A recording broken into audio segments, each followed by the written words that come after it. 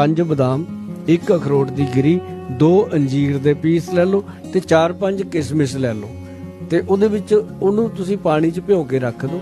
ਸਵੇਰੇ ਉੱਠ ਕੇ ਬਦਾਮ ਛਿਲਕਾ ਸਮੇਤ ਨਹੀਂ ਖਾਣੇ, ਇਹ ਧਿਆਨ ਰਹੇ, ਛਿੱਲ ਕੇ ਖਾਣੇ ਆ। ਤੇ ਉਸ ਤੋਂ ਬਾਅਦ ਅਖਰੋਟ ਹੈ, ਬਦਾਮ ਹੈ, ਸੌਗੀ ਹੈ, ਅੰਜੀਰ ਹੈ, ਇਹਨੂੰ ਖਾ ਲਓ। ਬ੍ਰਸ਼ ਕਰਨ ਤੋਂ ਬਾਅਦ ਇਹਨੂੰ ਖਾ ਕੇ ਵਿਹਲਾ ਹੋ ਜਾਓ।